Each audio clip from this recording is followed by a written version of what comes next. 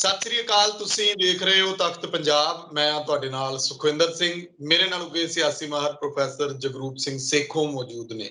ਸਵਾਗਤ ਹੈ ਤੁਹਾਡਾ ਸੇਖੋਂ ਸਾਹਿਬ। ਬਹੁਤ ਸ਼ੁਕਰੀਆ ਜੀ। ਸੇਖੋਂ ਸਾਹਿਬ, ਅੱਜ ਜਦੋਂ ਨੌਜਵਾਨੀ ਦੇ ਵੱਲ ਧਿਆਨ ਦਿੱਤਾ ਜਾਂਦਾ ਹੈ ਕਿ ਨੌਜਵਾਨੀ ਗੈਂਗਸਟਰਵਾਦ ਵੱਲ ਪ੍ਰਭਾਵਿਤ ਕਿਉਂ ਹੋ ਰਹੀ ਹੈ, ਮੈਂ ਚਾਹਾਂਗਾ ਕਿ ਅਸੀਂ ਆਜ਼ਾਦੀ ਤੋਂ ਪਹਿਲਾਂ ਤੇ ਆਜ਼ਾਦੀ ਤੋਂ ਬਾਅਦ ਤੇ 84 ਦਾ ਵਰਤਾਰਾ ਹੋਣਾ ਜਾਂ ਉਸ ਤੋਂ ਵੀ ਬਾਅਦ, ਮਤਲਬ ਇਹਨਾਂ ਨੂੰ ਲਗਾਤਾਰ ਇੱਕ ਲੜੀਵਾਰ ਗੱਲ ਕਰੀਏ ਕਿ ਸ਼ਹੀਦ ਭਗਤ ਸਿੰਘ ਹੋਰਾਂ ਦਾ ਵੇਲਾ, ਉਦੋਂ ਨੌਜਵਾਨਾਂ ਦੇ ਵਿੱਚ ਜਜ਼ਬਾ ਤੇ ਜੋਸ਼ ਕਿੱਦਾਂ ਦਾ ਹੁੰਦਾ ਸੀ। ਕਰਤਾਰ ਸਿੰਘ ਸਰਾਭਾ, ਸ਼ਹੀਦ ਊਧਮ ਸਿੰਘ, ਉਸ ਤੋਂ ਬਾਅਦ ਹੋਰ ਸਾਡੇ ਬਹੁਤ ਸ਼ਹੀਦ ਹੋਏ ਨੇ। ਉਹਨਾਂ ਤੋਂ ਬਾਅਦ ਜਦੋਂ 84 ਦਾ ਭਾਣਾ ਵਾਪਰਦਾ, ਉਸ ਤੋਂ ਬਾਅਦ ਨੌਜਵਾਨਾਂ ਦੀ ਮਾਨਸਿਕਤਾ ਜਿਹੜੀ 90 ਦੇ ਦੌਰ ਦੇ ਵਿੱਚ 90 ਦੀ ਦੌਰ ਤੋਂ ਬਾਅਦ ਜਿਹੜੀ ਮਾਨਸਿਕਤਾ ਗਾਣਿਆਂ ਦੀ ਆਉਂਦੀ ਹੈ, ਉਹ ਕਹਿੰਦੇ ਬਹੁਤ ਸੱਟ ਮਾਰਦੀ ਹੈ ਨੌਜਵਾਨਾਂ ਨੂੰ, ਗੈਂਗਸਟਰਵਾਦ ਵੱਲ ਪ੍ਰਭਾਵਿਤ ਕਰਦੀ ਹੈ। ਮਤਲਬ ਕਿ ਉੱਥੋਂ ਜੇ ਸ਼ੁਰੂ ਕਰੀਏ ਕਿ ਕਿਸ ਤਰ੍ਹਾਂ ਭਟਕਦਾ ਗਿਆ ਪੰਜਾਬ ਦਾ ਨੌਜਵਾਨ। ਸੁਖਵਿੰਦਰ ਜੀ, ਇਹ ਹੈਗਾ ਕਿ ਜਦੋਂ ਆਪਾਂ ਯੂਥ ਦੀ ਗੱਲ ਕਰਦੇ ਹਾਂ ਜਾਂ ਸਮਾਜ ਦੇ ਕਿਸੇ ਵੀ ਤਬਕੇ ਦੀ ਗੱਲ ਕਰਦੇ ਹਾਂ, ਉਹਨਾਂ ਦਾ ਜਿਹੜਾ ਵਿਵਹਾਰ ਹੁੰਦਾ ਵਾ, ਉਹ ਜਿਹੜਾ ਓਵਰਆਲ ਸਮਾਜਿਕ ਵਰਤਾਰਾ ਹੁੰਦਾ ਵਾ ਜਾਂ ਸਮਾਜਿਕ ਜਿਹੜੀਆਂ ਪ੍ਰਸਥਿਤੀਆਂ ਹੁੰਦੀਆਂ ਵਾ ਜਾਂ ਸਮਾਜਿਕ ਢਾਂਚਾ ਹੁੰਦਾ ਵਾ ਜਾਂ ਸਮਾਜਿਕ ਵਿਚਾਰਧਾਰਾ ਹੁੰਦੀ ਆ ਜਾਂ ਸਮਾਜਿਕ ਦਾ ਜਾਂ ਸਮਾਜ ਦਾ ਰੀਤੀ ਰਿਵਾਜ ਹੈ ਜਾਂ ਤਾਣਾ ਬਾਣਾ ਹੈ, ਉਹਦੇ ਵਿੱਚੋਂ ਮੈਨੀਫੈਸਟ ਹੁੰਦਾ ਵਾ। ਤੋ ਇਸ ਕਰਕੇ ਪਹਿਲੀ ਗੱਲ ਤਾਂ ਕਿ ਜਦੋਂ ਵੀ ਆਪਾਂ ਯੂਥ ਦੀ ਗੱਲ ਕਰਦੇ ਹਾਂ, ਯੂਥ ਨੂੰ ਸਮਾਜਿਕ ਢਾਂਚੇ ਨੂੰ ਸਮਝੇ ਬਿਨਾਂ ਵੀ ਕਿਸ ਕਿਸਮ ਦਾ ਢਾਂਚਾ ਹੈ, ਉਸ ਵਿੱਚ ਕਿਸ ਕਿਸਮ ਦੀਆਂ ਜਿਹੜੀਆਂ ਚੰਗੀਆਂ ਗੱਲਾਂ ਹੈ ਜਾਂ ਊਣਤਾਈਆਂ ਹੈ, ਉਹਦੇ ਸਮਝੇ ਤੋਂ ਬਿਨਾਂ ਜਿਹੜਾ ਵੀ ਯੂਥ ਦਾ ਵਰਤਾਰਾ ਵਾ ਉਹਨੂੰ ਸਮਝਣਾ ਬਹੁਤ ਔਖਾ ਹੋ ਜਾਂਦਾ। ਤੁਸੀਂ ਲੰਬੀ ਗੱਲ ਕੀਤੀ ਆ ਕਿ ਆਜ਼ਾਦੀ ਤੋਂ ਪਹਿਲਾਂ ਜਿਹੜਾ ਇਹਨਾਂ ਦਾ ਰੋਲ ਸੀਗਾ, ਉਸ ਸਮੇਂ ਕਿਸ ਕਿਸਮ ਦੀ ਜਿਹੜੀ ਖਾਸ ਕਰਕੇ ਲੋਕਾਂ ਦੇ ਵਿੱਚ ਸੈਕਰੀਫਾਈਸ ਵਾਲੀ ਭਾਵਨਾ ਸੀਗੀ, ਰਿਸੋਰਸਿਸ ਭਾਵੇਂ ਥੋੜੇ ਵੀ ਸੀਗੇ, ਕਿਸ ਤਰੀਕੇ ਦਾ ਜਿਹੜਾ ਪਰਿਵਾਰਕ ਵਿਵਸਥਾ ਹੁੰਦੀ ਸੀ, ਕਿਸ ਤਰੀਕੇ ਨਾਲ ਲੋਕ ਇੱਕ ਦੂਜੇ ਦੇ ਕੰਮ ਆਉਂਦੇ ਸੀਗੇ, ਜਾਂ ਕਹਿ ਦਿੰਦੇ ਸੀ ਕਿ ਪਿੰਡ ਜਿਹੜਾ ਆਪਣੇ ਆਪ ਦੀ ਸਮਰੱਥ ਹੈ, ਉਹ ਆਪਣੇ ਆਪ ਦੇ ਵਿੱਚ ਇੱਕ ਗਣਤੰਤਰ ਹੈਗਾ ਵਾ, ਆਪਣੇ ਆਪ ਦੇ ਵਿੱਚ ਇੱਕ ਰਾਜ ਹੈਗਾ, ਕਿਸ ਤਰੀਕੇ ਦੇ ਨਾਲ ਲੋਕਾਂ ਦੇ ਦੁੱਖ ਸੁੱਖ ਦੇ ਵਿੱਚ ਸਾਰੇ ਸਾਂਝੇ ਹੁੰਦੇ ਸੀਗੇ। ਤਾਂ ਜੋ ਆਪਾਂ ਕਹਿੰਦੇ ਤਰੱਕੀ ਹੋਈ ਆ, ਤਰੱਕੀ ਆਰਥਿਕ ਤਾਂ ਹੋ ਗਈ, ਜਾਂ ਆਪਾਂ ਕਹਿੰਦੇ ਨੇ ਰਾਜਨੀਤਿਕ ਤਰੱਕੀ ਹੋ ਗਈ ਕਿ ਆਜ਼ਾਦੀ ਤੋਂ ਬਾਅਦ ਸਾਨੂੰ ਜਿਹੜੀ ਹੈਗੀ ਫਰੀਡਮ ਮਿਲ ਗਈ, ਸਾਡਾ ਸੰਵਿਧਾਨ ਆ ਗਿਆ, ਅਸੀਂ ਰਾਜਨੀਤੀ ਦੇ ਤੌਰ ਤੇ ਉੱਪਰ ਹੋ ਗਏ, ਫਿਰ ਆਪਾਂ ਵੀ ਕਹਿੰਦੇ ਹਾਂ ਕਿ ਅਸੀਂ ਆਰਥਿਕ ਵਿਕਾਸ ਵੀ ਕੀਤਾ, ਹੋਰ ਅੱਗੇ ਵੱਧ ਗਏ। ਪਰ ਇਹ ਲੱਗਦਾ ਹੈ ਕਿ ਜਿਹੜਾ ਖਾਸ ਕਰਕੇ ਜਿਹੜੀਆਂ ਸੈਕੰਡ ਵਰਲਡ ਵਾਰ ਤੋਂ ਬਾਅਦ ਜਿੰਨੀਆਂ ਵੀ ਦੇਸ਼ ਆਜ਼ਾਦ ਹੋਏ ਆ, ਜਿਨ੍ਹਾਂ ਨੂੰ ਆਪਾਂ ਤਰੱਕੀ ਦੇਸ਼ ਕਹਿੰਦੇ ਆ ਜਾਂ ਡਿਵੈਲਪਿੰਗ ਕੰਟਰੀਜ਼ ਕਹਿੰਦੇ ਆ, ਉਹਨਾਂ ਸਾਰਿਆਂ ਦਾ ਮੋਟੇ ਤੌਰ ਤੇ ਕ੍ਰਾਈਸਿਸ ਦੇ ਰਿਹਾ, ਕਿਉਂਕਿ ਸਾਇੰਸ ਹੈ ਟੈਕਨੋਲੋਜੀ ਦਾ ਜ਼ੋਰ ਸਮਾਂ ਆ ਗਿਆ, ਜ਼ੋਰ ਪੈ ਗਿਆ। ਉਹਦੇ ਨਾਲ ਖਾਸ ਕਰਕੇ ਆਰਥਿਕ ਤਰੱਕੀ ਜਿਹੜੀ ਸੀਗੀ ਉਹ ਬਹੁਤ ਤੇਜ਼ੀ ਦੇ ਨਾਲ ਹੋਈ, ਜਿਹਦੇ ਨਾਲ ਰਾਜਨੀਤਿਕ ਚੇਤਨਤਾ ਵਧੀ, ਪਰ ਜਿਹੜਾ ਸਮਾਜਿਕ ਤਾਣਾ ਬਾਣਾ ਸੀ, ਸਮਾਜਿਕ ਢਾਂਚਾ ਸੀਗਾ, ਉਹਦੇ ਨਾਲ ਸੁਮੇਲ ਨਹੀਂ ਬਣ ਸਕਿਆ। ਉਹ ਸਮਾਜਿਕ ਕਦਰਾਂ ਕੀਮਤਾਂ ਜਿਹੜੀਆਂ ਉਹ ਸਾਰੀ ਵਿਵਸਥਾ ਦੇ ਵਿੱਚ ਜਿਹੜੀਆਂ ਹੈਗੀਆਂ ਸੀਗੀਆਂ, ਜਿਸ ਤਰੀਕੇ ਦੇ ਨਾਲ ਹੋਰਨਾਂ ਖੇਤਰਾਂ ਦੇ ਵਿੱਚ ਅਸੀਂ ਅੱਗੇ ਵਧੇ ਆ, ਉਹ ਮੇਲ ਨਹੀਂ ਖਾ ਸਕੇ। ਤੋ ਇਹੀ ਕਾਰਨ ਹੈਗਾ ਕਿ ਜਿਹੜੀ ਯੂਥ ਜਿਹੜੀ ਹੈਗੀ ਆ, ਉਹ ਜਿਹੜਾ ਖਾਸ ਕਰਕੇ ਉਸ ਸਮੇਂ ਦੇ ਹਾਣੀ ਨਹੀਂ ਬਣ ਸਕੇ, ਉਸ ਸਮੇਂ ਦੇ ਨਾਲ ਕਹਿ ਸਕਦੇ ਆ ਕਿ ਜਿਸ ਕਿਸਮ ਦਾ ਸਮਾਜ ਸੀਗਾ ਉਹਦੇ ਨਾਲੋਂ ਉਹਨਾਂ ਦੀ ਜਿਹੜੀ ਸੀਗੀ ਖਾਸ ਵੱਖਰੇ ਤੌਰ ਦੇ ਉੱਤੇ ਇੱਕ ਆਪਣੀ ਐਗਜ਼ਿਸਟੈਂਸ ਵੀ ਰਹੀ, ਵੱਖਰੇ ਤੌਰ ਤੇ ਉਹਨਾਂ ਦੀ ਆਪਣੀ ਪਛਾਣ ਵੀ ਬਣੀ, ਜਾਂ ਵੱਖਰੇ ਤੌਰ ਤੇ ਆਪਾਂ ਕਹਿ ਸਕਦੇ ਹਾਂ ਕਿ ਉਹ ਇੱਕ ਵੱਖਰਾ ਜਿਹੜਾ ਇੱਕ ਸਿਸਟਮ ਨਿਜ਼ਾਮ ਪੈਦਾ ਹੋ ਗਿਆ ਕਿ ਜਿਹਦੇ ਨਾਲ ਇਹ ਕ੍ਰਾਈਸਿਸ ਜਿਹੜਾ ਉਹ ਸ਼ੁਰੂ ਹੋ ਗਿਆ। ਤੁਸੀਂ ਗੱਲ ਕੀਤੀ ਆਜ਼ਾਦੀ ਤੋਂ ਬਾਅਦ ਨਕਸਲਾਈਟ ਮੂਵਮੈਂਟ ਜਿਹੜੀ ਆਈ ਸੀਗੀ, ਜਾਂ ਸਟੂਡੈਂਟ ਮੂਵਮੈਂਟ ਬਹੁਤ ਤਕੜੀ ਸੀਗੀ, ਜਾਂ ਉਸ ਸਮੇਂ ਦੇ ਵਿੱਚ ਕਿਸਾਨੀ ਲਹਿਰ ਵੀ ਹੈਗੀ ਸੀਗੀ। ਉਸ ਤੋਂ ਬਾਅਦ ਤੁਸੀਂ ਦੇਖਿਆ ਕਿ 70s ਦੇ ਵਿੱਚ ਇੱਕ ਬਹੁਤ ਜ਼ਬਰਦਸਤ ਜਿਹੜੀ ਖਾਸ ਕਰਕੇ ਇੱਕ ਵਿਦਿਆਰਥੀ ਜਿਹੜੇ ਜਥੇਬੰਦੀਆਂ ਸੀ ਉਹ ਬਹੁਤ ਪਾਵਰਫੁਲ ਹੋ ਗਈਆਂ, ਔਰ ਉਹਨਾਂ ਨੇ ਖਾਸ ਕਰਕੇ ਵਿਦਿਆ ਦੇ ਖੇਤਰ ਦੇ ਵਿੱਚ ਜਾਂ ਲੋਕ ਭਲਾਈ ਕੰਮਾਂ ਦੇ ਵਿੱਚ ਵੱਧ ਚੜ ਕੇ ਹਿੱਸਾ ਲਿਆ। ਪਰ ਫਿਰ ਉਸ ਤੋਂ ਬਾਅਦ ਦੇਖਦੇ ਹਾਂ ਕਿ 78 80 ਤੋਂ ਬਾਅਦ ਇੱਕ ਹੋਰ ਕਿਸਮ ਦਾ ਦੌਰ ਸ਼ੁਰੂ ਹੋ ਗਿਆ। ਇਹੀ ਯੂਥ ਜਿਹੜੀ ਸੀਗੀ ਹੌਲੀ ਹੌਲੀ ਉਸ ਪਾਸੇ ਵੱਲ ਚਲੇ ਗਈ। ਉਹਦੇ ਨਾਲ ਕੀ ਹੋਇਆ ਕਿ ਉਹ ਆਪ ਵੀ ਬਹੁਤ ਵੱਡਾ ਨੁਕਸਾਨ ਕੀਤਾ, ਸਮਾਜ ਦਾ ਵੀ ਬਹੁਤ ਵੱਡਾ ਨੁਕਸਾਨ ਕੀਤਾ, ਕਿਉਂਕਿ ਬਹੁਤ ਵੱਡੀ ਗਿਣਤੀ ਦੇ ਵਿੱਚ ਲੋਕ ਮਾਰੇ ਗਏ।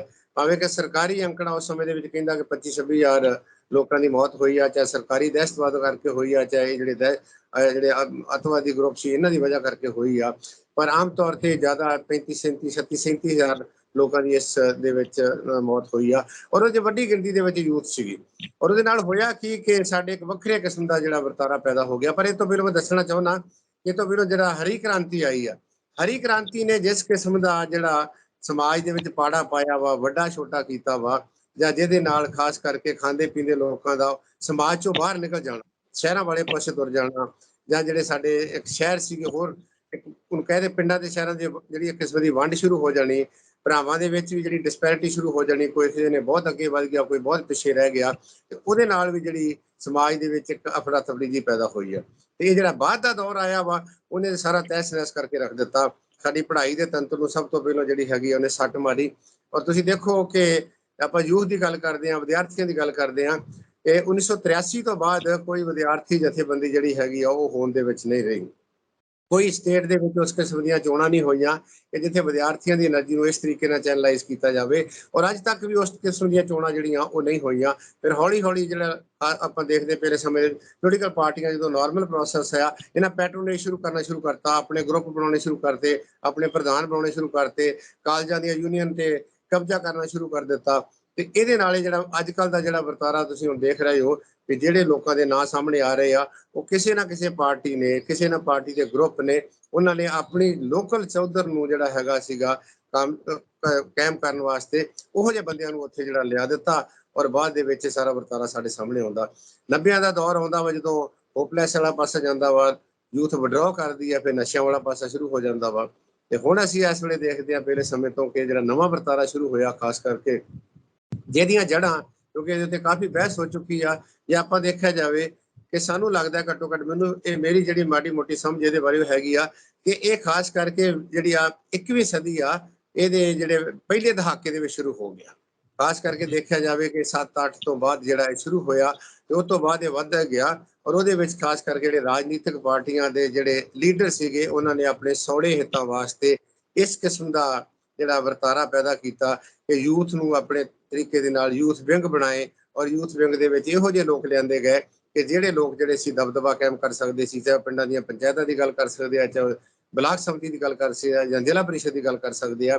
ਤੇ ਇਹਦੇ ਨਾਲ ਨਾਲ ਜਿਹੜਾ ਪੰਜਾਬ ਦੇ ਵਿੱਚ ਹੋਰ ਜਿਹੜੀ ਗਿਰਾਵਟ ਆਈ ਆ, ਖੇਤੀਬਾੜੀ ਦੀ ਪੈਦਾਵਾਰ 'ਚ ਗਿਰਾਵਟ ਆਈ ਆ, ਇੰਡਸਟਰੀਅਲ ਡਿਵੈਲਪਮੈਂਟ ਨਹੀਂ ਹੋ ਸਕੀ, ਬਾਰਡਰ ਸਟੇਟ ਕਰਕੇ ਨਹੀਂ ਹੋ ਸਕੀ।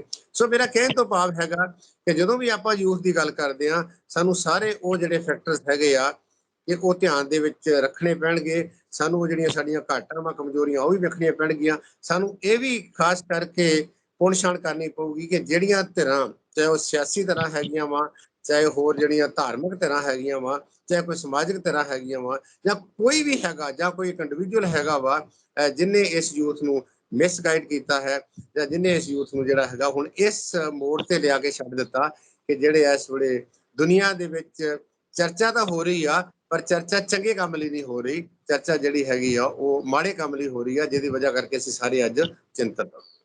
ਜੀ ਸੇਖੋ ਸਾਹਿਬ, ਜਿਸ ਢੰਗ ਨਾਲ ਤੁਸੀਂ ਇਹਨੂੰ ਸੀਮਿਤ ਸ਼ਬਦਾਂ ਦੇ ਵਿੱਚ ਦੱਸਿਆ, ਇਹਦਾ ਮੈਨੂੰ ਤਾਂ ਇਦਾਂ ਹੀ ਲੱਗਦਾ ਕਿ ਲਹਿਰਾਂ ਦਾ ਅਸਰ ਜਿਹੜਾ, ਸਾਨੂੰ ਇਹਨੂੰ ਹੋਰ ਖੋਲਣਾ ਪਏਗਾ। ਲਹਿਰਾਂ ਦਾ ਅਸਰ, ਕਿਉਂਕਿ ਉਦੋਂ ਇਨਕਲਾਬ ਦੀ ਗੱਲ ਹੁੰਦੀ ਸੀ, ਉਸ ਤੋਂ ਬਾਅਦ ਸ਼ਹਾਦਤਾਂ ਦੀ ਗੱਲ ਹੋਣ ਲੱਗੀ, 84 ਦੇ ਵਿੱਚ ਦੇਸ਼ ਕੌਮ ਲਈ ਮਰ ਮਿਟਣ ਦੀ ਗੱਲ ਹੋਣ ਲੱਗੀ। ਉਸ ਤੋਂ ਬਾਅਦ ਫਿਰ ਇਹ ਵਰਤਾਰਾ, ਇਹਨੂੰ ਬੇਰੁਜ਼ਗਾਰੀ ਨਾਲ ਜੋੜ ਦਿੱਤਾ ਜਾਂਦਾ ਹੈ ਕਿ ਨੌਜਵਾਨ ਬੇਰੁਜ਼ਗਾਰ ਨੇ, ਵਿਹਲਾ ਮਨ ਸ਼ੈਤਾਨ ਦਾ ਘਰ। ਉਹ ਜਦੋਂ ਉਹ ਭਰ ਜਵਾਨੀ ਵਿੱਚ ਹੁੰਦੇ ਨੇ, ਉਹਨਾਂ ਨੂੰ ਕਿਸੇ ਨਾ ਕਿਸੇ ਢੰਗ ਦੇ ਨਾਲ ਕਿਸੇ ਕਿੱਤੇ 'ਚ ਲਾ ਦਿੱਤਾ ਜਾਵੇ ਤਾਂ ਉਹ ਜਦੋਂ ਤੱਕ ਮੈਚਿਓਰਿਟੀ ਉਹਨਾਂ ਤੇ ਆਉਣੀ ਹੈ, ਉਦੋਂ ਤੱਕ ਉਹ ਥੋੜਾ ਜਿਹਾ ਸਮਝਣ ਲੱਗ ਜਾਂਦੇ ਨੇ ਗੱਲਾਂ ਨੂੰ।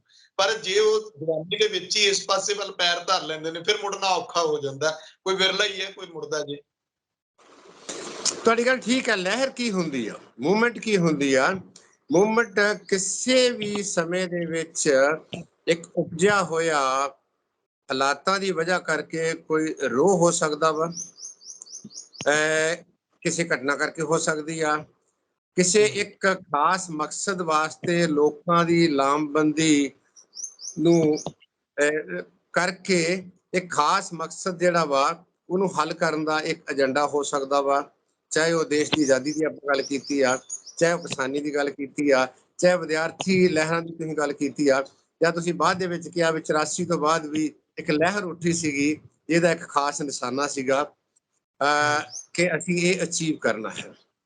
ਤੁਹਾਡੀ ਗੱਲ ਬਿਲਕੁਲ ਠੀਕ ਆ ਕਿ ਥੋੜਾ ਸਮਾਂ ਪਹਿਲਾਂ ਇੱਕ ਆਪਾਂ ਸ਼ਾਇਦ ਅੱਗੇ ਵੀ ਗੱਲ ਕੀਤੀ ਸੀ, ਇੱਕ state of youth the survey ਹੋਇਆ ਸੀ, ਅਸੀਂ ਪੰਜਾਬ ਦੇ ਵਿੱਚ ਕਰਾਇਆ ਸੀ, ਆਲ ਇੰਡੀਆ ਲੈਵਲ ਦਾ ਸਰਵੇ ਹੋਇਆ ਸੀਗਾ।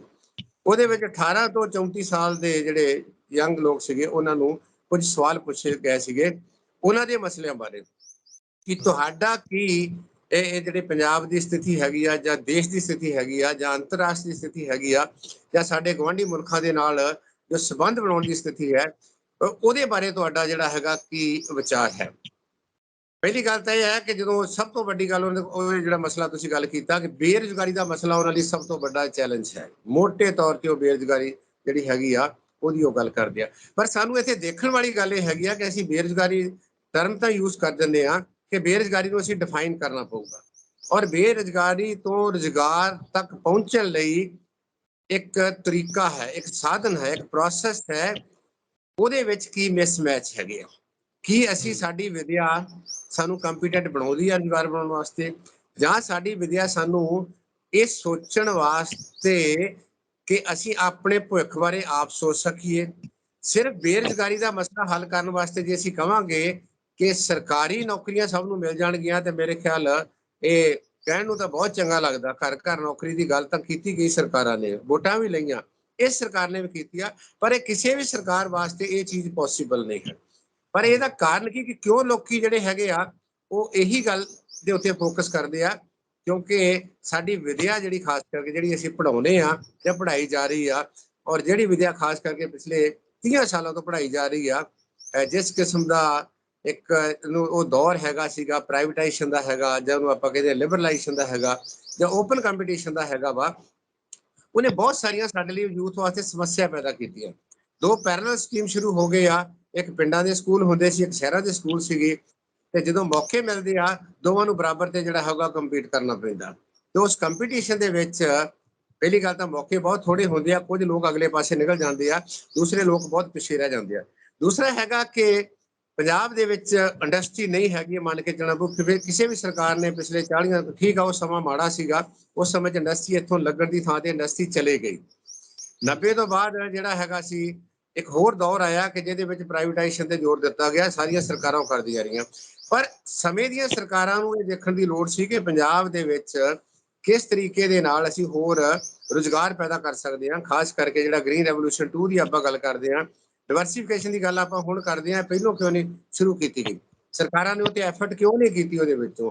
ਜਾਂ ਇਹਦੇ ਨਾਲ ਜਿਹੜੀ ਹੋਰ ਸਮਾਲ ਸਕੇਲ ਵਾਲਾ ਕੰਮ ਸੀਗਾ, ਜਾਂ ਇਵਨ ਸਾਡਾ ਡੇਅਰੀ ਫਾਰਮ ਦਾ ਬਹੁਤ ਵੱਡਾ ਪੋਟੈਂਸ਼ੀਅਲ ਸੀਗਾ, ਜਾਂ ਸਾਡੇ ਕੋਲ ਹੁਣ ਜੋ ਜ਼ਮੀਨਾਂ ਖਾਲੀ ਹੋ ਰਹੀਆਂ ਮੋਹਾਲੀ ਦੇ ਵਿੱਚ ਜਾਂ ਆਲੇ ਦੁਆਲੇ ਦੇ ਵਿੱਚ, ਮੈਨੂੰ ਲੱਗਦਾ ਕਿ ਸਭ ਤੋਂ ਵਧੀਆ ਜੇ ਦੇਸ਼ ਦੇ ਵਿੱਚ ਕੋਈ ਲੋਕੇਸ਼ਨ ਸੀ, ਬਹੁਤ ਸਾਰੀਆਂ ਲੋਕੇਸ਼ਨ ਉਹਨਾਂ ਦੇ ਵਿੱਚੋਂ ਇੱਕ ਲੋਕੇਸ਼ਨ ਇਹ ਸੀ ਜਿੱਥੇ ਅਸੀਂ ਆਈਟੀ ਹੱਬ ਜਿਹੜੀ ਆ ਉਹ ਖੜੀ ਕਰ ਸਕਦੇ ਸੀ।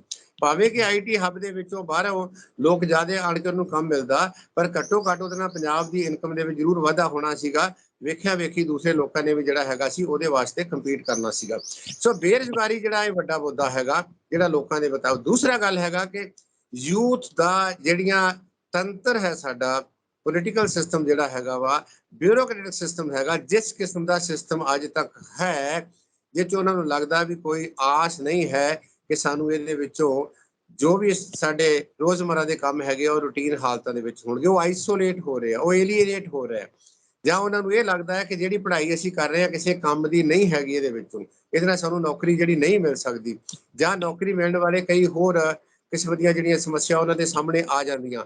ਜਾਂ ਹੁਣ ਅੱਜ ਕੱਲ੍ਹ ਇਹ ਵੀ ਦੇਖਦੇ ਆ, ਜਦੋਂ ਮਾਂ ਪਿਓ ਦੇਖਦੇ ਆ ਕਿ ਲਾ ਐਂਡ ਆਰਡਰ ਦੀ ਗੱਲ ਕਰਦੇ ਆ ਤੁਸੀਂ ਸਿਕਿਉਰ ਨਹੀਂ ਹੈ, ਨਸ਼ਿਆਂ ਦਾ ਵੀ ਜਾਲ ਬਹੁਤ ਫਸਿਆ, ਉਹਦੇ ਵਿੱਚ ਵੀ ਚੰਗੇ ਚੰਗੇ ਜਿਹੜੇ ਯੂਥ ਸੀ, ਕੌਣ ਉਹਦੇ ਵਿੱਚ ਜਿਹੜਾ ਜ਼ਿਆਦਾ ਅਡਿਕਟ ਹੋਇਆ? ਇਹ ਯੂਥ ਹੀ ਉਹਦੇ ਵਿੱਚੋਂ ਆ ਗਏ। ਕਿਉਂ ਆ ਗਈ? ਸਰਕਾਰਾਂ ਨੇ ਕਿਹਾ ਸੀ ਖਤਮ ਕਰਾਂਗੇ, ਕੀ ਉਹ ਖਤਮ ਕਰ ਸਕਦੇ ਆ? ਜਾਂ ਕਰਨ ਦੀ ਪੋਜੀਸ਼ਨ ਤੇ ਕਿਉਂ ਨਹੀਂ? ਸੱਚੀ ਗੱਲ ਉਹਨਾਂ ਨੂੰ ਦੱਸਦੇ ਵੀ ਇਹ ਅਸੀਂ ਕਿਸ ਹੱਦ ਤੱਕ ਇਹਨੂੰ ਜਿਹੜਾ ਹੈਗਾ ਕੰਟਰੋਲ ਕਰ ਸਕਦੇ ਆ। ਜਾਂ ਇਹਦੇ ਨਾਲ ਜਿਹੜਾ ਖਾਸ ਕਰਕੇ ਜਿਸ ਕਿਸਮ ਦਾ ਸਾਡਾ ਰਾਜਨੀਤਿਕ ਵਰਤਾਰਾ ਹੋ ਰਿਹਾ, ਜਿਸ ਕਿਸਮ ਦੀ ਸਾਡੀ ਰਾਜਨੀਤੀ ਹੈ, ਔਰ ਜਿਸ ਕਿਸਮ ਦੇ ਰਾਜਨੀਤੀਵਾਨ ਲੋਕਾਂ ਨੇ ਪਿਛਲੇ ਸਮੇਂ ਤੋਂ ਯੂਥ ਨੂੰ ਮਿਸਗਾਈਡ ਕੀਤਾ, ਜਾਂ ਆਪਾਂ ਨੂੰ ਕਹਿ ਦਈਏ ਗਲਤ ਤਰੀਕੇ ਨਾਲ ਗਾਈਡ ਕੀਤਾ ਹੈ, ਤਾਂ ਅਲਟੀਮੇਟਲੀ ਉਸ ਮੁਹਾਜ ਤੇ ਖੜਾ ਕਰ ਦਿੱਤਾ ਕਿ ਇਸ ਜਿਹੜੀ ਵੀ ਯੂਥ ਜਾਂ ਜਿਹੜੇ ਵੀ ਲੋਕ ਸਰਦੇ ਪੁੱਜਦੇ ਹੈਗੇ ਆ, ਉਹ ਇੱਥੋਂ ਨਿਕਲਣ ਵਾਸਤੇ, ਹਿਜਰਤ ਕਰਨ ਵਾਸਤੇ ਜਿਹੜੇ ਹੈਗੇ ਆ ਉਹ ਬਾਹਰ ਨਿਕਲ ਰਹੇ ਆ। ਹੋ ਕੀ ਰਿਹਾ ਵਾ ਕਿ ਜਿਹੜੇ ਯੂਥ ਨੇ ਸਾਡਾ ਆਈਕਨ ਬਣਨਾ ਹੈ, ਜਿਹੜੇ ਯੂਥ ਨੇ ਸਮਾਜ ਦੇ ਸਾਹਮਣੇ ਕੋਈ ਨਾ ਕੋਈ ਅਚੀਵ ਕਰਕੇ ਦੱਸਣਾ ਹੈ, ਉਹ ਸਾਰੇ ਵਿਡਰੋ ਕਰ ਰਹੇ ਆ, ਉਹ ਸਾਰੇ ਬਾਹਰ ਨਿਕਲ ਰਹੇ ਆ। ਰਹਿ ਫਿਰ ਉਹੀ ਲੋਕੀ ਰਹੇ ਆ। ਕਹਿਣ ਤੋਂ ਭਾਵ ਹੈ ਕਿ ਰੋਲ ਮਾਡਲ ਜਿਹੜੇ ਸਾਨੂੰ ਮਿਲੇ ਆ, ਖਾਸ ਕਰਕੇ ਰਾਜਨੀਤੀ ਦੇ ਸਾਡੇ ਰੋਲ ਮਾਡਲ ਕਿਹੜੇ ਆ? ਕਿਸ ਕਿਸਮ ਦੇ ਸਾਡੇ ਰਾਜਨੀਤੀਵਾਨ ਸੀਗੇ, ਜਾਂ ਕਿਸ ਕਿਸਮ ਦੇ ਜਿਹੜੇ ਹੈਗੇ ਸਾਡੇ ਹੋਰ ਜਿਹੜੇ ਜਿਹਨਾਂ ਨੂੰ ਅਸੀਂ ਮੰਨ ਕੇ ਚੱਲਦੇ ਆ? ਤੁਸੀਂ ਆਈਕਨ ਦੀ ਗੱਲ ਕੀਤੀ ਆ, ਭਗਤ ਸਿੰਘ ਉਹਨਾਂ ਦੀ ਕੀਤੀ ਆ, ਕਰਤਾਰ ਸਿੰਘ ਸਰਾਭਾ ਦੀ ਗੱਲ ਕੀਤੀ ਆ। ਹੁਣ ਆਈਕਨ ਕੌਣ ਹੈ? ਠੀਕ ਆ, ਜਦੋਂ ਉਹਨਾਂ ਨੂੰ ਮੌਕਾ ਮਿਲਦਾ ਹੈ, ਮੈਂ ਕਹਿੰਦਾ ਪਹਿਲੇ ਸਮੇਂ 'ਚ ਰੈਫਰੈਂਸ ਮਿਲਿਆ ਸੀਗਾ ਕਿ ਕਿਸਾਨ ਅੰਦੋਲਨ ਦੀ ਗੱਲ ਕੀਤੀ ਹੈ, ਉਹਨਾਂ ਦੇ ਸਾਹਮਣੇ ਏਜੰਡਾ ਸੀਗਾ, ਉਹਨਾਂ ਦੇ ਸਾਹਮਣੇ ਮਕਸਦ ਹੀ ਉਸ ਪਾਸੇ ਵੱਲ ਚੱਲ ਗਏ, ਪਰ ਉਹ ਤੋਂ ਅਗਲੇ ਪਾਸੇ ਹੈ ਹੀ ਕੁਛ ਨਹੀਂਗਾ। ਹੁਣ ਕੀ ਕਰਨ ਉਹਦੇ ਵਿੱਚੋਂ? ਹੁਣ ਕੋਈ ਨਾ ਕੋਈ ਇੰਸੀਡੈਂਟ ਹੁੰਦਾ, ਉਸ ਪਾਸੇ ਵੱਲ ਤੁਰੇ ਜਾਂਦੇ। ਮੈਂ ਇਹ ਤਾਂ ਨਹੀਂ ਕਹੂੰਗਾ ਕਿ ਇਹ ਜਿਹੜਾ ਹੈਗਾ ਇਹ ਮਿਸਗਾਈਡਡ ਹੈਗੇ, ਪਰ ਮੈਂ ਕਹੂੰਗਾ ਵੀ ਉਹਨਾਂ ਵਿਚਾਰਿਆਂ ਕੋਲ ਆਸਰਾ ਹੀ ਕੋਈ ਨਹੀਂ ਹੈ, ਕੋਈ ਸਹਾਰਾ ਨਹੀਂ ਹੈ, ਕੋਈ ਵਿਚਾਰ ਨਹੀਂ ਹੈ, ਕੋਈ ਇਸ ਕਿਸਮ ਦੀਆਂ ਸਭਾਵਾਂ ਨਹੀਂ ਹੈ, ਕੋਈ ਗੱਲਬਾਤ ਨਹੀਂ ਹੈ, ਕੋਈ ਆਈਡੀਆ ਉਸ ਕਿਸਮ ਦਾ, ਪੱਕੀ ਆਈਡੀਓਲੋਜੀ ਨਹੀਂ ਹੈ। ਔਰ ਜੋ ਇਸ ਵੇਲੇ ਪੰਜਾਬ ਦੀ ਰਾਜਨੀਤੀ 'ਚ ਕੱਲ ਪਰਸੋਂ ਤੋਂ ਹੋ ਰਿਹਾ ਵਾ, ਇਹਦੇ ਨਾਲ ਤਾਂ ਸਾਡੀ ਹੋਰ ਸਮੱਸਿਆ ਵਧਣੀ ਆ। ਇੱਕ ਗੱਲ ਇਹ ਹੈਗੀ ਆ ਕਿ ਸਾਡੀ ਜਿਹੜੀ ਯੂਥ ਦਾ ਨੰਬਰ, ਪਾਪੂਲੇਸ਼ਨ ਕਿਉਂਕਿ ਡਿਕਲਾਈਨ ਹੋ ਰਹੀ ਆ, ਪੋਲੀਟੀਕਲ ਪਾਰਟੀਆਂ ਲਈ ਬਹੁਤ ਵੱਡਾ ਚੈਲੰਜ ਹੈਗਾ ਵਾ ਵੀ ਉਹ ਕਿਸ ਤਰੀਕੇ ਦੇ ਨਾਲ ਇਹਨਾਂ ਨੂੰ ਜਿਹੜਾ ਹੈਗਾ ਆਪਣੇ ਦੇ ਨਾਲ ਜੋੜਨ। ਪਰ ਦੂਸਰੇ ਪਾਸੇ ਹੈਗਾ ਕਿ ਯੂਥ ਨੂੰ ਇਹ ਦਿਸਦਾ ਵਾ ਕਿ ਸਾਨੂੰ ਇਹਨਾਂ ਤੋਂ ਮਿਲਣਾ ਕੁਛ ਨਹੀਂਗਾ, ਮਿਲਣ ਵਾਲੇ ਬਹੁਤ ਥੋੜੇ ਹੁੰਦੇ। ਤੁਹਾਡਾ ਹੌਲੀ ਹੌਲੀ ਜਦੋਂ ਤੰਤਰ ਤੋਂ ਵਿਸ਼ਵਾਸ ਉੱਠਣਾ ਸ਼ੁਰੂ ਹੋ ਜਾਂਦਾ ਵਾ, ਇੱਕ ਸੈਂਸ ਆਫ ਏਲੀਏਨੇਸ਼ਨ ਆਉਣੀ ਸ਼ੁਰੂ ਹੋ ਜਾਂਦੀ ਆ, ਜਦੋਂ ਕਹਿੰਦਾ ਵੀ ਯਾਰ ਇੱਥੇ ਤੇ ਮੇਰਾ ਭਵਿੱਖ ਹੀ ਨਹੀਂ ਹੈ, ਚਾਹੇ ਉਹ ਫਿਰ ਕਿਸ ਕਿਸਮ ਦੀਆਂ ਰਵਾਇਤਾਂ ਸ਼ੁਰੂ ਹੁੰਦੀਆਂ, ਸੁਇਸਾਈਡ ਵੀ ਹੋਣੇ ਸ਼ੁਰੂ ਹੋ ਜਾਂਦੇ ਆ, ਲੜਾਈਆਂ ਵੀ ਹੋ ਜਾਂਦੀਆਂ, ਲੌਲੈਸਨੈਸ ਇੰਨਾ ਜ਼ਿਆਦਾ ਹੈ, ਤੁਸੀਂ ਰੋਜ਼ ਦੇਖਦੇ ਜੋ। ਅਜੇ ਵੀ ਜਿਹੜੀ ਖਾਸ ਕਰਕੇ ਜਿਹੜੀ ਆ ਲੁੱਟ ਮਾਰ ਵਾਲਾ ਕੰਮ ਉਸੇ ਤਰੀਕੇ ਦੇ ਨਾਲ ਆ, ਉਹਦੇ ਵਿੱਚ ਵੀ ਲੋਕ ਜੁੜੇ ਪਏ ਉਸੇ ਤਰੀਕੇ ਨਾਲ। ਸੋ ਮੇਰਾ ਕਹਿਣ ਤੋਂ ਭਾਵ ਹੈਗਾ ਕਿ ਇਹ ਸਾਰੇ ਮੁੱਦੇ, ਹਾਂ ਇਹਦੇ ਨਾਲ ਇੱਕ ਹੋਰ ਬਹੁਤ ਇੰਟਰਸਟਿੰਗ ਗੱਲ ਆਈ ਕਿ ਦੂਸਰੇ ਸੂਬਿਆਂ ਦੇ ਮੁਕਾਬਲੇ ਜਿਹੜੀ ਪੰਜਾਬ ਦੀ ਯੂਥ ਆ ਜ਼ਿਆਦਾ ਰਿਲੀਜੀਅਸ ਹੋ ਰਹੀ ਆ। ਰਿਲੀਜੀਅਸ ਇਸ ਕਰਕੇ ਨਹੀਂ ਹੋ ਰਹੀ ਕਿ ਰਿਲੀਜੀਅਸ ਹੋਣਾ ਬਹੁਤ ਜ਼ਰੂਰੀ ਗੱਲ ਆ, ਰਿਲੀਜੀਅਸ ਹੈ ਕਿ ਉਹ ਬਾਰ-ਬਾਰ ਜਿਹੜਾ ਹੈਗਾ ਵਾ ਉਹ ਆਪਣੇ ਧਾਰਮਿਕ ਸਥਾਨਾਂ ਤੇ ਜਾ ਰਹੇ ਆ। ਜਿਹੜਾ ਧਾਰਮਿਕ ਸਥਾਨਾਂ ਤੇ ਯੂਥ ਦੀ ਜਾਣ ਦੀ ਗਿਣਤੀ 2016 ਦੇ ਵਿੱਚ ਉਹ ਤੋਂ ਬਹੁਤ ਵੱਧ ਗਈ, ਜਦੋਂ ਕਿ ਦੂਸਰੇ ਧਰਮਾਂ ਦੇ ਵਿੱਚ, ਹਿੰਦੂਆਂ ਦੇ ਵਿੱਚ ਵੀ ਜਾਂ ਮੁਸਲਮਾਨਾਂ ਦੇ ਵਿੱਚ ਵੀ ਜਾਂ ਕ੍ਰਿਸਚੀਅਨਸ ਦੇ ਵਿੱਚ ਵੀ ਜਿੰਨੇ ਗਿਣਤੀ ਜਿਹੜੀ ਪਰਸੈਂਟੇਜ ਯੂਥ ਦੀ 2016 ਦੇ ਵਿੱਚ ਧਾਰਮਿਕ ਸਥਾਨਾਂ ਤੇ ਜਾਂਦੀ ਸੀ, ਉਹਨਾਂ ਦਾ ਨੰਬਰ ਘਟ ਗਿਆ।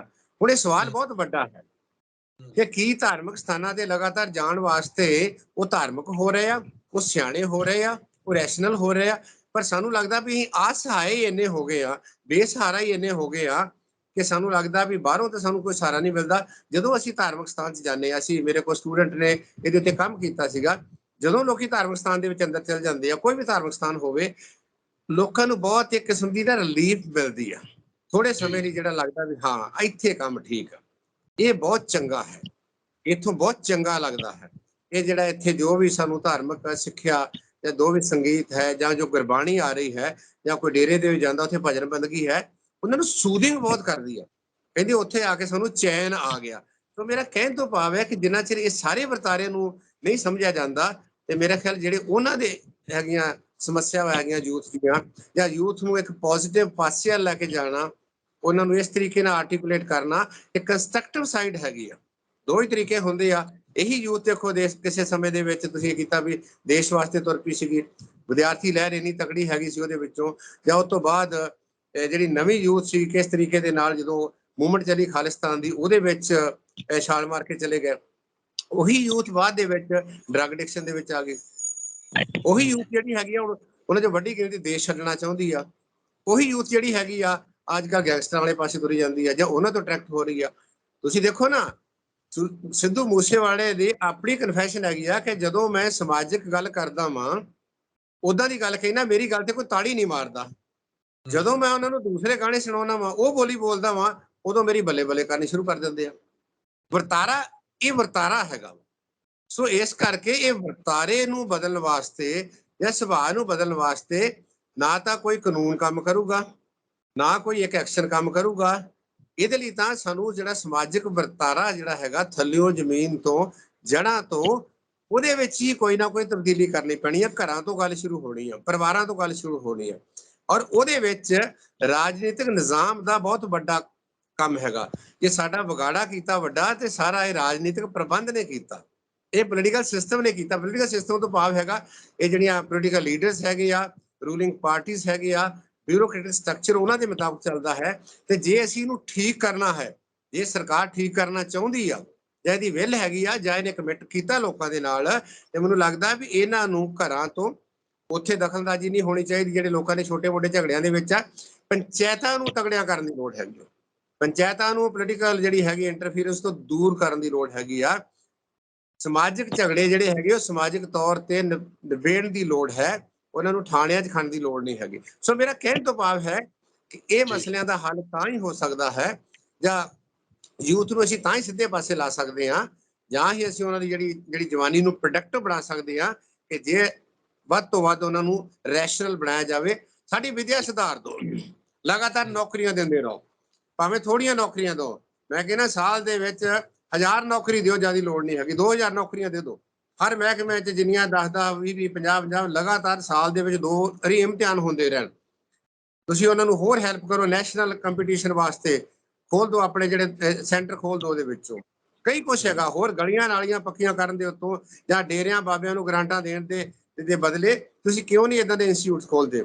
ਤੁਸੀਂ ਪਿੰਡਾਂ ਦੇ ਵਿੱਚ, ਸਾਰੇ ਪਿੰਡਾਂ ਦੇ ਵਿੱਚ ਪੰਚਾਇਤਾਂ ਦੀਆਂ ਜ਼ਮੀਨਾਂ ਖਾਲੀ ਕਰਾ ਰਿਹਾ, ਇੱਕ ਗਰਾਊਂਡ ਬਣਾ ਦਿਓ, ਇੱਕ ਫੁੱਟਬਾਲ ਦੇ ਦਿਓ, ਸਾਰੀ ਯੂਥ ਜਿਹੜੀ ਉਸ ਪਾਸੇ ਵੱਲ ਲੱਗ ਜੂਗੀ। ਹੋ ਸਕਦਾ ਸਾਰਾ ਕੁਝ, ਇਹ ਨਹੀਂ ਕਿ ਨਹੀਂ ਹੋ ਸਕਦਾ, ਬਸ਼ਰਤੇ ਇਹ ਕਿ ਪਿੰਡਾਂ ਨੂੰ ਜਾਂ ਪੰਚਾਇਤਾਂ ਨੂੰ ਡੀਸੈਂਟਰਲਾਈਜ਼ ਕਰਨ, ਸਰਪੰਚਾਂ ਨੂੰ ਆਪਣੇ ਤੌਰ ਤੇ ਪਿੰਡ ਦੇ ਲੋਕ ਸਰਪੰਚਾਂ ਨੂੰ ਚੁਣਨ। ਮੈਂ ਬਾਰ-ਬਾਰ ਇਸ ਗੱਲ ਨੂੰ ਕਹਿ ਰਿਹਾ, ਮੈਂ ਦੇਖਦਾ, ਤੁਸੀਂ ਵੀ ਦੇਖਦੇ ਹੋਗੇ, ਆਪਾਂ ਪਿੰਡਾਂ 'ਚ ਦੇਖਦੇ ਹਾਂ, ਸਾਰੀ ਬਿਮਾਰੀ ਜਿਹੜੀ ਆ ਪਿੰਡਾਂ ਤੋਂ ਸ਼ੁਰੂ ਹੁੰਦੀ ਆ, ਔਰ ਪਿੰਡ ਦੀ ਪੰਚਾਇਤ ਤੋਂ, ਇਲੈਕਸ਼ਨ ਤੋਂ ਸ਼ੁਰੂ ਹੁੰਦੀ ਆ। ਜਿੰਨੇ ਸਾਡੇ ਝਗੜੇ ਆ, ਜਿੰਨੀਆਂ ਸਾਡੀਆਂ ਲੜਾਈਆਂ ਵਾ, ਜਿੰਨੀ ਧੜੇਬੰਦੀ ਆ, ਜਿੰਨੀ ਰਾਜਨੀਤਿਕ ਗੁੰਡਾਗਰਦੀ ਹੈਗੀ ਆ, ਔਰ ਜਿੰਨੇ ਘੁਟਾਲੇ ਹੈਗੇ ਆ ਫੰਡਾਂ ਦੇ ਵਿੱਚੋਂ, ਸਾਰੇ ਉੱਥੋਂ ਸ਼ੁਰੂ ਹੁੰਦੇ ਆ। ਉੱਥੇ ਯੂਥ ਨੂੰ ਲਿਆਉਣ ਦੀ ਲੋੜ ਹੈਗੀ ਆ। ਇਨਕਰਜ ਕਰੋ ਲੋਕਾਂ ਨੂੰ ਵੀ ਯੂਥ ਸਰਪੰਚ ਬਣੇ, ਯੰਗ ਮੁੰਡਾ ਜਿਹੜਾ 35-40 ਸਾਲ ਦਾ ਪੜ੍ਹਿਆ ਲਿਖਿਆ ਉਹ ਸਰਪੰਚ ਬਣੇ। ਤੁਸੀਂ ਠੀਕ ਆ, ਨਹੀਂ ਬਣਾਏ, ਲੋਕਾਂ ਨੂੰ ਇਨਕਰਜ ਕਰੋ। ਜਦੋਂ ਸਰਕਾਰ ਇਨਕਰਜ ਕਰੋਗੀ ਵੀ ਜੇ ਯੰਗ ਲੋਕ ਬਣਦੇ ਆ, ਬਹੁਤ ਵਧੀਆ ਜੀ, ਇੰਨਾ ਪੜ੍ਹਿਆ ਹੋਊਗਾ ਪਿੰਡ ਨੂੰ ਇੰਨੀ ਗ੍ਰਾਂਟ ਦੇਵਾਂਗੇ, ਇੰਨੀਆਂ ਪੜ੍ਹੀਆਂ ਲਿਖੀਆਂ ਲੜਕੀਆਂ ਆਉਣਗੀਆਂ, ਉਹਨਾਂ ਨੂੰ ਇੰਨੀ ਗ੍ਰਾਂਟ ਦੇਵਾਂਗੇ, ਜਾਂ ਉਹਨਾਂ ਨੂੰ ਜਿਹੜਾ ਹੈਗਾ ਪਿੰਡ ਦੇ ਆ ਜਿਹੜੇ ਮਸਲੇ ਆ ਉਹਨਾਂ ਦੇ ਹੱਲ ਵਿੱਚ ਕਰਨ ਦੇ ਅਸੀਂ ਮਦਦ ਕਰਾਂਗੇ। ਪੁਲਿਸ ਉਹਨਾਂ ਨੂੰ ਆਣ ਕੇ ਪੁੱਛੂਗੀ ਤੁਹਾਡੇ ਮਸਲੇ ਕੀ ਆ, BDO ਉੱਥੇ ਆਣ ਕੇ ਪੁੱਛੂਗਾ। ਤਾਂ ਇਹਦੇ ਨਾਲ ਹੈਗਾ ਕਿ ਸਾਨੂੰ ਅਸੀਂ ਘੱਟੋ ਘੱਟ ਜੇ ਥੱਲੇ ਤੋਂ ਸ਼ੁਰੂ ਕਰਾਂਗੇ ਤੇ ਫਿਰ ਇੱਕ ਚੰਗੀ ਸ਼ੁਰੂਆਤ ਕਰ ਸਕਾਂਗੇ ਤੇ ਇਹਨਾਂ ਮਸਲਿਆਂ ਦੇ ਉੱਤੇ ਹੱਲ ਪਾ ਸਕਾਂਗੇ। ਹੈ ਡਿਫੀਕਲਟ ਆ, ਪਰ ਇਹ ਇੰਪੋਸੀਬਲ ਨਹੀਂ ਹੈਗਾ। 5-7 ਸਾਲਾਂ 'ਚ ਹੀ ਹੋ ਸਕਦਾ, ਕਿਉਂਕਿ ਪੰਜਾਬ ਤਾਂ ਇੱਕਦਮ ਮੁੜਦਾ ਜਿਸ ਪਾਸੇ ਨੂੰ ਮੁੜਦਾ, ਇਹ ਬਹੁਤਾ ਲੰਮਾ ਸਮਾਂ ਨਹੀਂ ਲਾਉਂਦਾ। ਜੇ ਇਹਨੂੰ ਆਪਾਂ ਸੁਧਾਰ ਵਾਲੇ ਪਾਸੇ ਤੋਰ ਲਵਾਂਗੇ, ਕਾਰ ਸੇਵਾ ਸਮਝ ਕੇ, ਤੇ ਮੈਨੂੰ ਨਹੀਂ ਲੱਗਦਾ ਕਿ ਇਹ ਜਿਹੜੀ ਯੂਥ ਦੇ ਇਸ਼ੂਜ਼ ਹੈਗੇ ਆ ਜਾਂ ਸਮੱਸਿਆ ਹੈਗੀਆਂ, ਉਹ ਕੋਈ ਬਹੁਤ ਸਾਡੇ ਲਈ ਬਹੁਤ ਵੱਡਾ ਚੈਲੰਜ ਬਣੇ ਰਹਿਣਗੇ। ਜੀ ਪ੍ਰੋਫੈਸਰ ਸਾਹਿਬ, ਜਦੋਂ ਤੁਸੀਂ ਗੱਲ ਯੂਥ ਆਈਕਨ ਦੀ ਕਰਦੇ ਹੋ, ਨਾਇਕ ਤੇ ਖਲਨਾਇਕ, ਮੇਰੇ ਖਿਆਲ ਦੇ ਵਿੱਚ ਅੱਜ ਕੱਲ ਨੌਜਵਾਨਾਂ ਨੂੰ ਖਲਨਾਇਕ ਵੱਲ ਬਹੁਤਾ ਧੱਕਿਆ ਜਾਂਦਾ। ਜੇ ਮੈਂ ਗਾਣਿਆਂ ਦੀ ਗੱਲ ਕਰਾਂ, ਜੇ ਥੋੜਾ ਜਿਹਾ ਹੋਰ ਇਹਨੂੰ ਜੀ ਖੋਲ ਲਈਏ ਗਾਣਿਆਂ ਵਾਲੇ ਮਸਲੇ ਨੂੰ, ਇਹਦੇ ਵਿੱਚ ਗਲੈਮਰਾਈਜ਼ ਕਰਨਾ, ਜਿਹੜੀ ਜ਼ੁਬਾਨ ਹੈ, ਗਾਣੇ ਜਿਹੜੇ ਉਹ ਪੰਜਾਬੀ ਦੇ ਵਿੱਚ, ਪਰ ਕਲਚਰ ਸਾਰਾ ਉਹ ਬਾਹਰਲਾ ਦਿਖਾਉਣਾ, ਲੜਕੀਆਂ ਦਿਖਾਉਣਾ ਕਿ ਉਹ ਏਦਾਂ ਪ੍ਰਭਾਵਿਤ ਹੁੰਦੀਆਂ ਕੁੜੀਆਂ। ਜੇ ਤੁਸੀਂ ਹਥਿਆਰਾਂ ਦਾ ਕਲਚਰ ਦੀ ਗੱਲ ਕਰੋਗੇ, ਗਨ ਕਲਚਰ ਲੈ ਕੇ ਆਓਗੇ, ਜਾਂ ਫਿਰ ਤੁਸੀਂ ਆਹ ਨਸ਼ਾ ਕਰੋਗੇ, ਕੋਈ ਚਿੱਟੇ ਦੀ, ਕੋਈ ਕਿਸੇ ਦੀ ਗੱਲ ਕਰਦਾ, ਗਾਣੇ ਵੀ ਇਹਨਾਂ ਦੇ ਨਿਕਲਦੇ ਨੇ, ਕੋਈ ਫੀਮ ਦੀ ਗੱਲ ਕਰ ਦਿੰਦਾ, ਸ਼ਰੇਆਮ ਗੱਲ ਹੁੰਦੀ ਹੈ। ਕੀ ਇਹ ਨੌਜਵਾਨਾਂ ਦੇ ਮਨਾਂ ਦੇ ਉੱਤੇ ਇੰਪੈਕਟ ਨਹੀਂ ਪਾਉਂਦਾ? ਕੀ ਇਹਦੇ ਨਾਲ ਨੌਜਵਾਨ ਪ੍ਰਭਾਵਿਤ ਨਹੀਂ ਹੁੰਦੇ? ਇਹਦੇ ਤੋਂ ਪਾਸੇ ਕਰਨ ਦੇ ਲਈ, ਕਿਉਂਕਿ ਸਾਡੇ ਕੋਲੇ ਗਾਣੇ ਪਹਿਲਾਂ ਵੀ ਹੁੰਦੇ ਸੀ, ਲੋਕ ਅੱਜ ਵੀ ਉਹਨਾਂ ਗਾਣਿਆਂ ਨੂੰ, ਜਿਨ੍ਹਾਂ ਨੇ ਜਿਸ ਚੀਜ਼ ਨੂੰ ਸੁਣਨਾ, ਹੁਣ ਇਹ ਗੀਤਕਾਰ ਕਹਿ ਦਿੰਦੇ ਨੇ ਕਿ YouTube ਉੱਤੇ ਸਭ ਕੁਝ ਪਿਆ, ਜਿਹਨੂੰ ਜੋ ਚੰਗਾ ਲੱਗਦਾ। ਮਤਲਬ ਗੱਲ ਤਾਂ ਇਹ ਹੈ ਕਿ ਤੁਸੀਂ ਇੱਕ ਵਾਰ ਪਰੋਸ ਦਿੱਤਾ ਅਗਲੇ ਅੱਗੇ, ਜਿਹਨੂੰ ਜੋ ਚੰਗਾ ਲੱਗਦਾ ਉਹ ਕੋਈ ਸੁਣਦਾ, ਫਿਰ ਉਸ ਪਾਸੇ ਵੱਲ ਨੂੰ ਪ੍ਰਭਾਵਿਤ ਹੋਏਗਾ ਹੀ। ਮੈਨੂੰ ਲੱਗਦਾ ਹੈ ਫਿਰ ਉਹੀ ਵਰਤਾਰੇ ਦਾ ਹੈ। ਤੁਸੀਂ ਕਿਸੇ ਚੀਜ਼ ਨੂੰ ਬੰਦ ਕਰਕੇ ਕਿਸੇ ਚੀਜ਼ ਦਾ ਹੱਲ ਨਹੀਂ ਕੱਢ ਸਕਦੇ। ਇੱਕ ਇੰਟਰਨੈਸ਼ਨਲ ਸਟੱਡੀ ਹੈਗੀ ਆ ਕਿ ਜਿਨ੍ਹਾਂ ਦੇਸ਼ਾਂ ਦੇ ਵਿੱਚ ਸਰਕਾਰਾਂ ਨੇ ਆ ਜਿਹੜਾ ਹੈਗਾ ਕੁਝ ਬੰਦ ਕੀਤਾ ਹੈ YouTube ਦੇ ਉੱਤੋਂ, ਜਿਹਨੂੰ ਆਪਾਂ ਕਹਿੰਦੇ ਆ ਕਿ ਇਮੋਰਲ ਹੈ, ਸਭ ਤੋਂ ਵੱਧ ਉੱਥੇ ਯੂਜ਼ ਕੀਤਾ। ਨਾ ਇਹਨੂੰ ਖੁੱਲਾ ਛੱਡੋ, ਪਰ ਉਹਨਾਂ ਨੂੰ ਡਿਸਕਰਜ ਕਰੋ। ਉਹਨਾਂ ਦੇ ਇਸ ਕਿਸਮ ਦਾ ਉਹਨਾਂ ਨੂੰ ਸਮਝਾਉਣ ਦੀ ਕੋਸ਼ਿਸ਼ ਕੀਤੀ, ਸ਼ਾਇਦ ਜੇ ਸਰਕਾਰ ਇਹ ਕਰ ਰਹੀ ਆ, ਇਹ ਕੰਮ ਨਾ ਕਰੋ। ਉਹਨਾਂ ਦੀ ਵਜ੍ਹਾ ਕਰਕੇ ਜੇ ਕੋਈ ਲਫੜਾ ਖੜਾ ਹੁੰਦਾ ਵਾ ਤੇ ਉਹਨਾਂ ਨੂੰ ਜ਼ਿੰਮੇਵਾਰ ਬਣਾਓ।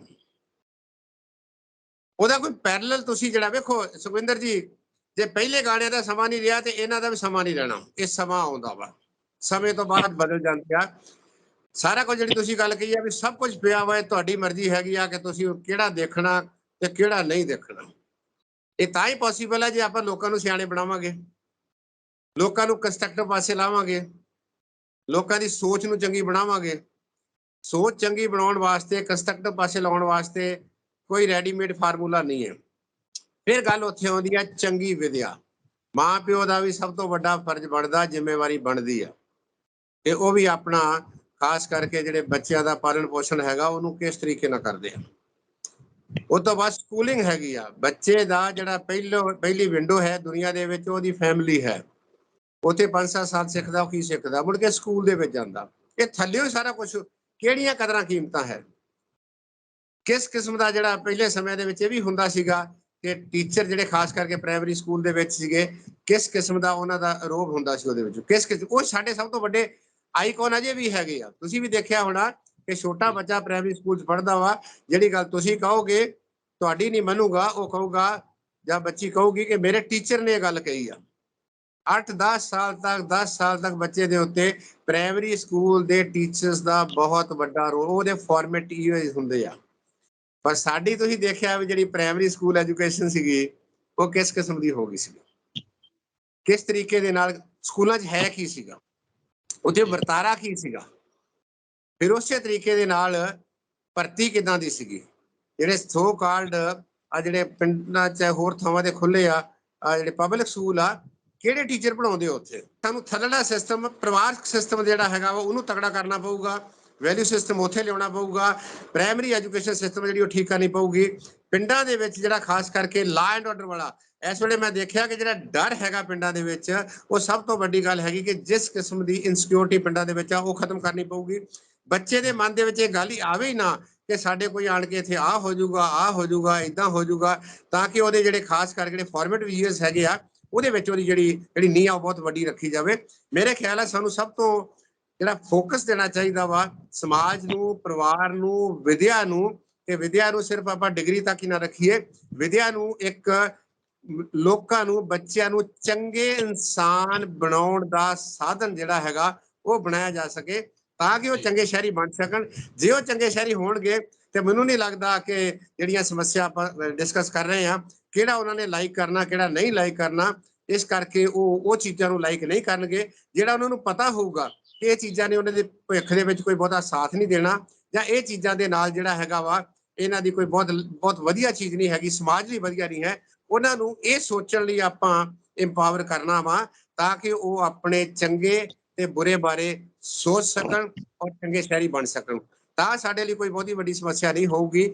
ਅਦਰਵਾਈਜ਼ ਜੇ ਅਸੀਂ ਇਸੇ ਤਰੀਕੇ ਨਾਲ ਚੱਲਦੇ ਰਹੇ ਤੇ ਪੰਜਾਬ ਦੇ ਵਿੱਚ ਅੱਗੇ ਹੀ ਸਮੱਸਿਆ ਵੱਡੀ ਹੈਗੀ ਆ, ਔਰ ਸਮੱਸਿਆ ਹੋਰ ਵੱਡੀ ਹੁੰਦੀ ਜਾਊਗੀ। ਹਾਂ, ਇਹ ਗੱਲ ਜ਼ਰੂਰ ਹੈਗੀ ਆ, ਸਰਕਾਰ ਕੋਲ ਲੈਸਟੀਮੇਟ ਯੂਜ਼ ਆਫ ਫਿਜ਼ੀਕਲ, ਉਹਨੂੰ ਕਹਿੰਦੇ ਸਾਡੇ ਪੋਲੀਟੀਕਲ ਸਾਇੰਸ ਦੇ ਪਾਵਰ ਹੈਗੀ ਆ, ਉਹਦੇ ਕੋਲ ਡੰਡਾ ਹੈਗਾ, ਉਹ ਡੰਡੇ ਨਾਲ ਕੰਮ ਜਿਹੜਾ ਕਰਾਉਣਾ ਚਾਹਵੇ, ਹਾਂ ਉਹਦਾ ਏਜੰਡਾ ਹੋਣਾ ਚਾਹੀਦਾ।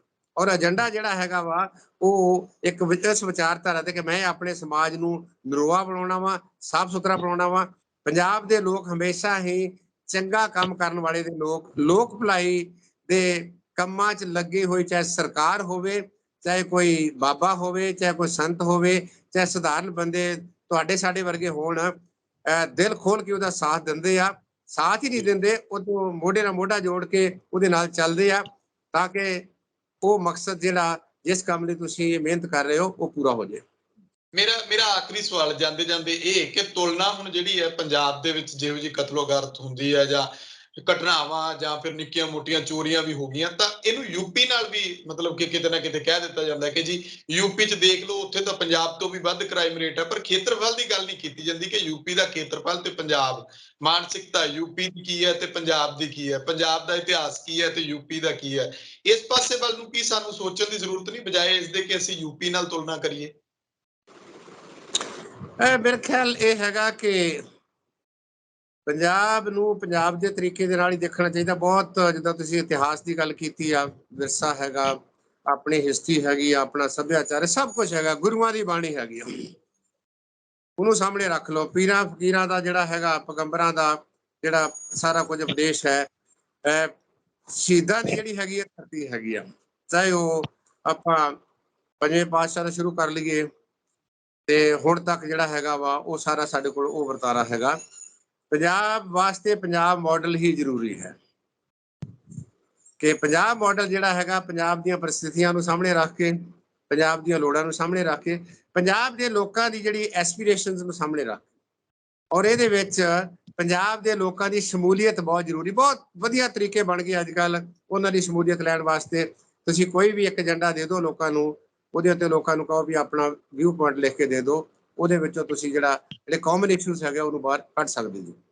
ਤਾਂ ਪੰਜਾਬ ਦੇ ਮਸਲੇ ਆਪਾਂ ਦੇਖਿਆ ਕਿ ਜੇ ਬਾਹਰੋਂ ਲਿਆ ਕੇ ਆਪਾਂ ਹੱਲ ਕਰਾਂਗੇ ਕਿ ਸੈਂਟਰ ਦੀਆਂ ਫੋਰਸਿਸ ਆ ਗਈਆਂ ਵਾ, ਦੂਸਰੇ ਤਾਂ ਆ ਗਏ ਆ, ਉਹਦੇ ਨਾਲ ਇਹ ਮਸਲੇ ਹੱਲ ਨਹੀਂ ਹੋਣੇ। ਪੰਜਾਬ ਦਾ ਪਹਿਲਾ ਮਸਲਾ ਵੀ ਪੰਜਾਬ ਦੇ ਲੋਕਾਂ ਨੇ ਹੱਲ ਕੀਤਾ ਸੀ। ਉਦੋਂ ਫੌਜ ਵੀ ਲਾਈ ਸੀ, ਸਭ ਕੁਝ ਲਾਈ ਸੀ। ਜੇ ਉਹ ਸਾਰੀ ਜਿਹੜੀ ਹੈਗੀ ਆ ਘਟਨਾ ਨੂੰ ਤੁਸੀਂ ਬਹੁਤ ਬਰੀਕੀ ਦੇ ਨਾਲ ਉਹਦਾ ਐਨਾਲਿਸਿਸ ਕਰੋ, ਉਹ ਜਦੋਂ ਪੰਜਾਬ ਦੇ ਲੋਕ ਉਹ ਜਿਹੜੀਆਂ ਕੁਰੀਤੀਆਂ ਸੀ ਉਸ ਸਮੇਂ ਦੇ ਵਿੱਚ, ਅੱਤਵਾਦ ਦੇ ਸਮੇਂ ਦੇ ਵਿੱਚ ਜੋ ਉਹਨਾਂ ਨੇ ਵਧੀਕੀਆਂ ਸੀ, ਉਦੋਂ ਉਹਨਾਂ ਦੇ ਖਿਲਾਫ ਖੜੇ ਹੋਏ ਆ, ਹਥਿਆਰਬੰਦ ਤਰੀਕੇ ਨਾਲ ਵੀ ਖੜੇ ਹੋਏ ਆ, ਪੀਸਫੁਲ ਰੈਜ਼ਿਸਟੈਂਸ ਵੀ ਕੀਤੀ ਆ, ਤੇ ਪੁਲਿਸ ਦਾ ਸਾਥ ਵੀ ਦਿੱਤਾ ਹੈਗਾ, ਪਿੰਡੋਂ ਸ਼ਿਫਟ ਵੀ ਕਰ ਗਏ ਆ। ਤੇ ਉਦੋਂ ਜਦੋਂ ਉਹਨਾਂ ਨੇ ਸਪੋਰਟ ਵਿਡਰਾਅ ਕਰ ਲਈ, ਜਿਹੜੀ ਥੋੜੀ ਬਹੁਤੀ ਹੈਗੀ ਸੀਗੀ, ਉਹ ਇੱਕਦਮ ਉਹਦਾ ਜਿਹੜਾ ਸੀ ਏਡੀ ਵੱਡੀ ਸਮੱਸਿਆ, ਮੈਨੂੰ ਨਹੀਂ ਲੱਗਦਾ ਕਿ ਓਡੀ ਵੱਡੀ ਸਮੱਸਿਆ ਸਾਡੇ ਤੇ ਹੋਰ ਆਉਣ ਵਾਲੇ ਸਮੇਂ 'ਚ ਆਊਗੀ, ਜਾਂ ਇਹ ਤਾਂ ਬਹੁਤ ਛੋਟੀ ਜਿਹੀ ਸਮੱਸਿਆ ਹੈ। ਸੋ ਕਹਿਣ ਤੋਂ ਭਾਵ ਹੈਗਾ ਕਿ ਪੰਜਾਬ ਦੇ ਲੋਕਾਂ ਨੂੰ ਇਹ ਸਰਕਾਰ ਦਾ ਫਰਜ਼ ਬਣਦਾ ਹੈ ਕਿ ਪੰਜਾਬ ਦੇ ਲੋਕਾਂ ਨੂੰ ਕੌਨਫੀਡੈਂਸ ਲਵੇ। ਬਹੁਤ ਸਾਰੇ ਲੋਕ ਤੁਹਾਡੇ ਕੋਲ ਬੈਠੇ ਆ, ਲੋਕਾਂ ਦਾ ਵੀ ਫਰਜ਼ ਬਣਦਾ ਹੈ ਇਹ ਸੋਚਣ ਲਈ ਕਿ ਪੰਜਾਬ ਸਾਡੀ, ਜਿਹਨੂੰ ਧਰਤੀ ਮਾਂ ਵੀ ਕਹਿ ਦਿੰਦੇ ਆ, ਪੰਜਾਬ ਸਾਡਾ ਦੇਸ਼ ਵੀ, ਅਸੀਂ ਦੇਸ਼ ਵੀ ਇਹਨੂੰ ਕਹਿ ਦਿੰਦੇ ਆ, ਪੰਜਾਬ ਦਾ ਇੱਕ ਆਪਣਾ ਸੱਭਿਆਚਾਰ ਇਤਿਹਾਸ ਵੀ ਹੈਗਾ। ਪੰਜਾਬ ਹਮੇਸ਼ਾ ਜਿਹੜਾ ਹੈਗਾ ਵਾ ਉਹ ਗੁੰਡਾਗਰਦੀ ਦੇ ਖਿਲਾਫ ਖੜਿਆ ਹੈ, ਪੰਜਾਬ ਹਮੇਸ਼ਾ ਦਰਿੰਦਗੀ ਦੇ ਖਿਲਾਫ ਖੜਿਆ ਹੈ, ਪੰਜਾਬ ਹਮੇਸ਼ਾ ਜ਼ਾਲਮਾਂ ਦੇ ਅਗੇਂਸਟ ਖੜਿਆ ਹੈ, ਚਾਹੇ ਉਹ ਮੁਗਲਾਂ ਦੇ ਜ਼ਮਾਨੇ ਦੇ ਜ਼ਾਲਮ ਸੀਗੇ, ਚਾਹੇ ਉਹ ਕਹਿ ਸਕਦੇ ਆ ਕਿ ਹੁਣ ਦੇ ਜ਼ਮਾਨੇ ਦੇ ਜ਼ਾਲਮ ਹੋ ਸਕਦੇ ਆ, ਉਹਨਾਂ ਦੇ ਖਿਲਾਫ ਹਮੇਸ਼ਾ ਖੜਿਆ ਹੈ। ਇਹ ਪੰਜਾਬ ਦੀ ਇੱਕ ਰੀਤੀ ਹੈ, ਪੰਜਾਬ ਦਾ ਰਿਵਾਜ ਹੈ, ਪੰਜਾਬ ਦੀ ਜਿਹੜੀ ਹੈਗੀ ਹੈ ਗੁੜਤੀ ਆ। ਤੇ ਇਸ ਕਰਕੇ ਸਾਨੂੰ ਜਿਹੜਾ ਹੈਗਾ ਇਸ ਮਾਮਲੇ 'ਚ ਇਕੱਠਿਆਂ ਹੋਣਾ ਬਹੁਤ ਬਣਦਾ। ਸਭ ਤੋਂ ਪਹਿਲਾਂ ਸਾਨੂੰ ਆਪਣੇ ਮਸਲੇ 'ਚ, ਤੁਸੀਂ ਯੂਥ ਦੀ ਗੱਲ ਕੀਤੀ ਆ, ਮੈਂ ਕਹਿੰਦਾ ਐਗਰੀਕਲਚਰ ਦੀ ਗੱਲ ਹੈਗੀ, ਕਿਸੇ ਬਾਹਰਲੇ ਨੇ ਆ ਕੇ ਹੱਲ ਨਹੀਂ ਕਰਨਾ। ਇੰਡਸਟਰੀ ਦੀ ਗੱਲ ਹੈਗੀ ਆ, ਉਹ ਵੀ ਸਾਨੂੰ ਆਪਣੇ ਤੌਰ ਤੇ ਹੱਲ ਕਰਨਾ ਪੈਣਾ ਵਾ। ਲਾ ਐਂਡ ਆਰਡਰ ਦਾ ਜਿਹੜਾ ਮਸਲਾ ਉਹ ਵੀ ਆਪਣੇ ਤੌਰ ਤੇ ਹੱਲ ਕਰਨਾ ਪੈਣਾ ਵਾ। ਜਾਂ ਜੋ ਕੁਝ ਵੀ ਸਾਡੀਆਂ ਸਮੱਸਿਆ ਹੈਗੀਆਂ, ਡਰੱਗ ਦਾ ਮਸਲਾ ਜਿਹੜਾ ਜੇ ਲੋਕੀ ਨਾਲ ਇਨਵੋਲਵ ਹੋ ਜਾਣਗੇ ਉਹ ਮਸਲਾ ਹੱਲ ਹੋ ਜਾਊਗਾ। ਆਹ ਤਸਕਰੀ ਹੁੰਦੀ ਰਹੇ, ਇੱਥੇ ਲੋਕੀ ਨਾ ਕੰਜ਼ਿਊਮ ਕਰਨ, ਉਹ ਹੁੰਦੀ ਰਹਿੰਦੀ ਆ।